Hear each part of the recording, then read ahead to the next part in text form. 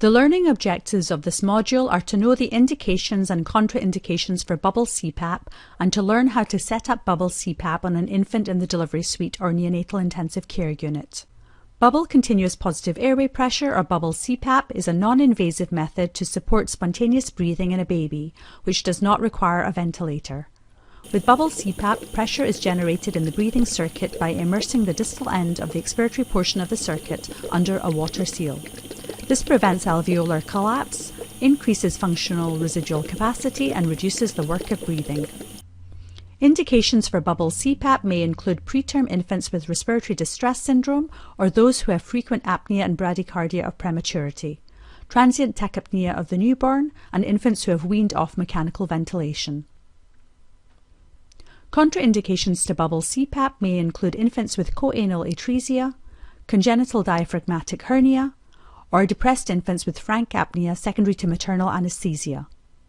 A relative contraindication would include an infant with significant apnea of prematurity who requires a higher degree of support, such as nasal intermittent positive pressure ventilation. The following section outlines the equipment currently being used at one of our NICUs to set up bubble CPAP in a patient. You should follow your own institution's guidelines. You will need the following pieces of equipment: an infant nasal CPAP cannula kit. This contains nasal cannulae with connectors and adapters, a CPAP knitted head cap, and Velcro, which is used to make attachment circles, as well as a moustache for the upper lip. The weight of your patient will determine the initial cannula size used. In situations where the smallest Hudson prong size is too large for the nares or blanching occurs, we use a smaller sized Inca prong. Extra thin duoderm is cut to the appropriate size. Avoid using bonding agents such as tincture of benzoin, as this can increase epidermal stripping in preterm infants.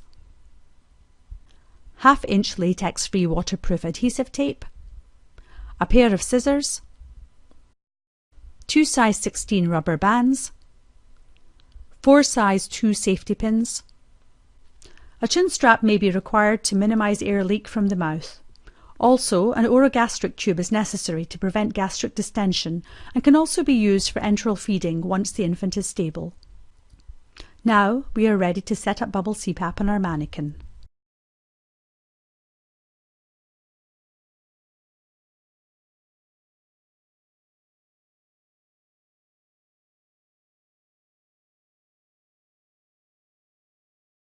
So we match up the size of the baby with the size of the prongs, and this is the graph that comes in the prong setup.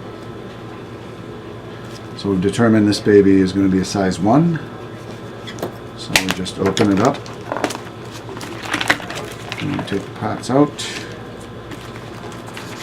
and take the hat and then the other pieces. And first thing I do is I apply the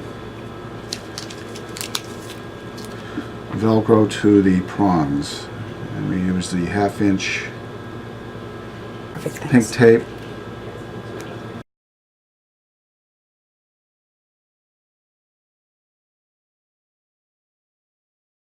The pink tape right at the end of the barrel here, as flat as possible.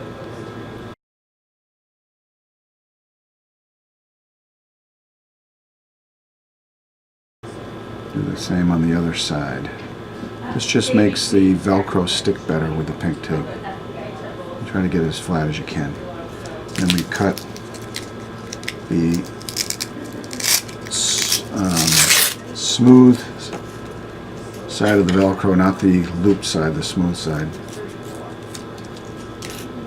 And then we cut like a 1/2 inch strip for each side.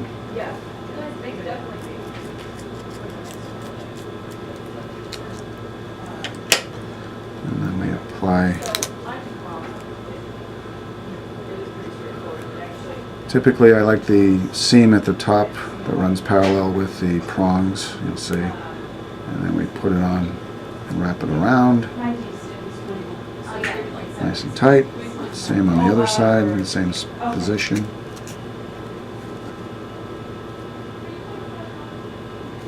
again lined up with the prongs. And then we take the scissors and we just trim off the excess.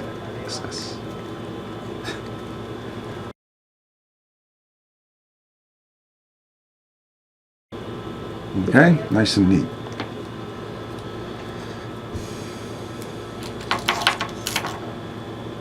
Just move this stuff. And then we place these on the ends where they fit. They only fit one way. And then the little red cap.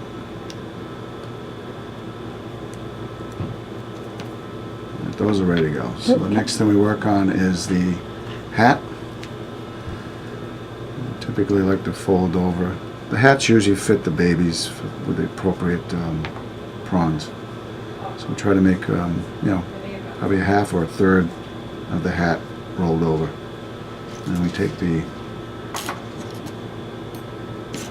4 number 2 safety pins and we'll run them with our finger underneath, typically up a 1/2 inch from the edge, and try to grab as much as you can and do the opposite side.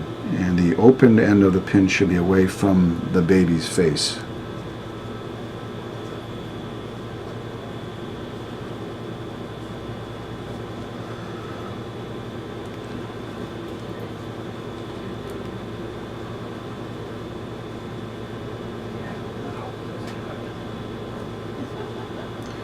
And these usually about the width of the tubing, which you'll see later on. It's usually about a 3/8 to a 1/2 inch spacing between each. And they run parallel to each other. Okay, you see that? And then we take the number 16 rubber bands and just run a, and I usually put a double knot in there just to make it a little tighter.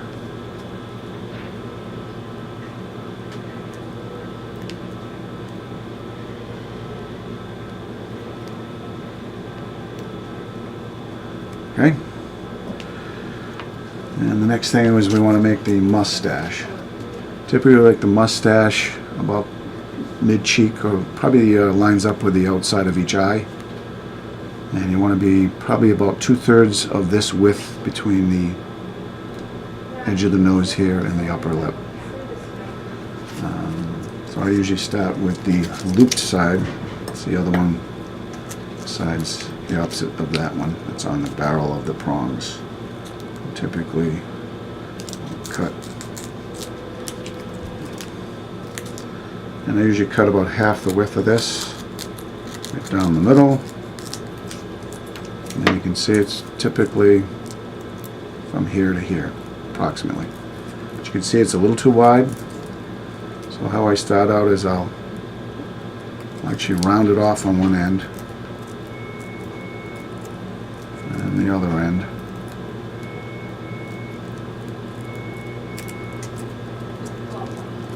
And then kind of go in to where the nose would be. So we want that pretty narrow.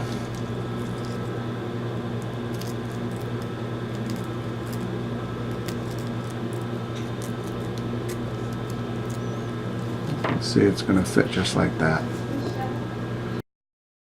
If we were to stick this right on the baby like this, it wouldn't stay long. So we have to put a sub base of duoderm, extra thin. So how I do that is I take a piece of that and I'll take the sticky liner off and stick it on here, and then I'll trim it all the way around. There's different versions, but this is what I do, and I find it easier. You can see trim, maybe leave a 1/16 of an inch all the way around. Sometimes I run a little extra tab on the bottom. Make sure you be out on each cheek side. And about a 1/16 of an inch all the way around.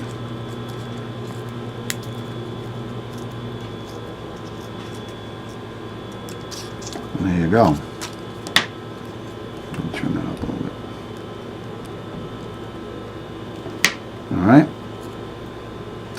And we peel the back of the duoderm off. And we basically center it. Try to keep it away from the upper part of the nose. And we apply it all the way down. Oop. And then we're going to fit the hat on.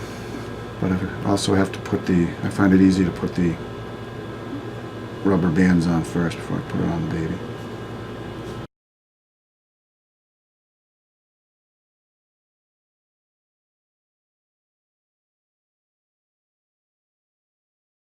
So you just loop it around the bottom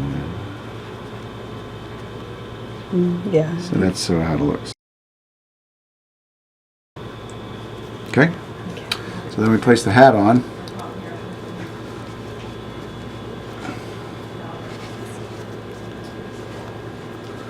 And you want to center it on the head, and then the prongs will go in. Hook the ends of the CPAP setup from the humidifier. One's an inspiratory line and one's an expiratory line. And then we just place the prongs in. The prongs should be firm fit. If you have any blanching, then the size you have is too big. You have to go down one size. These actually look pretty appropriate. Okay, I'm just going to show you how we put the rubber band on. So basically it just goes over the bottom one, around and around. So it's basically that. Alright, and we're going to do the other one same way. Alright, and then the prongs go back on. And again, we talked about being too tight. You'd see blanching around the ears, and it's definitely too small. And then basically Velcro should lick. These two pieces of Velcro being the matching part should hold it down on the upper lip, the prongs. And then we just take this, the other end of the rubber band, and we flip it over. Sorry. Oh my God. It's supposed to be easy. Alright, and you can probably see it better on this side.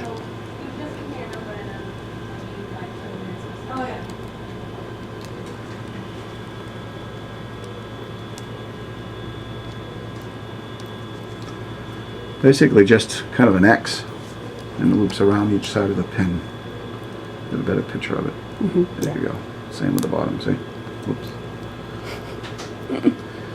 And that's basically the setup.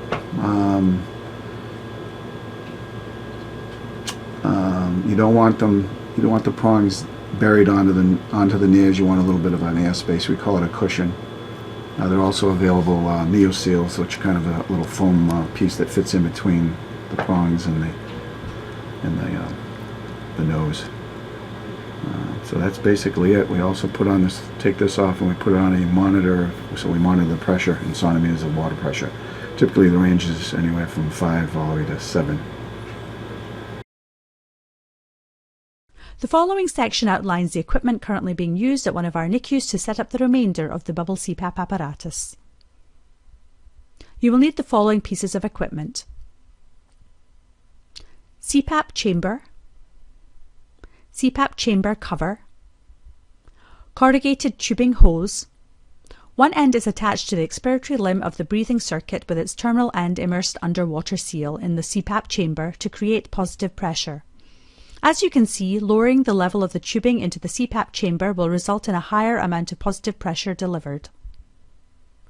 Water column chamber, sterile water bottle, 0.25% acetic acid, analyzer connector, analyzer, flow meter attachment tubing, breathing circuit with corrugated tubing with inspiratory limb and expiratory limb, oxygen blender, heated humidifier chamber. Now we will demonstrate setting up the bubble CPAP circuit with the humidifier.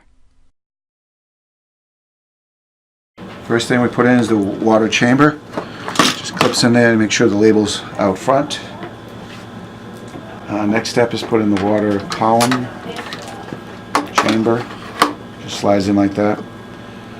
And I'm going to just, then you undo the caps here, and just bottom one gets plugged into them. Pierce the water container. Same with the top. Just push and turn. And make sure your clamps are not clamped. Next step is, doesn't matter which one, you place it in here and then you hook it to one of the flow meters. Push and wiggle. And then we have to have, you put in the analyzer connection, same thing, push and pull.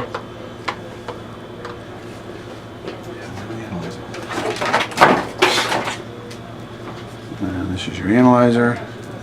You place the probe in to the opening. There's only one opening, it only fits one way, so just like that. Okay. Next thing is to fill the water, CPAP water chamber up to the 0 on the label with acetic acid of 0.25%. There we go. And then we put our hose in up to the level of CPAP we want. In this setting, it's going to be on 5 centimeters. Then we put the little locking cap on. And then we slide over here and put it in a little holder.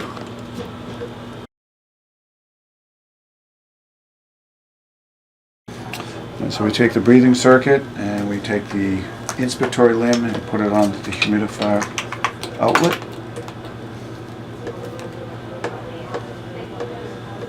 Then we take the expiratory side of the CPAP circuit and we put it on the expiratory side to the CPAP canister. So we take the patient Y off, and these are the 2 ends that we actually attach to the CPAP prongs. It's the inspiratory side and it's the expiratory side. We put both ends in here. We're going to lift the rubber band up, slip through, connect it to the connector, and do the same on the other side. Doesn't matter which side goes on that, it's just a continuous flow through. And that's it.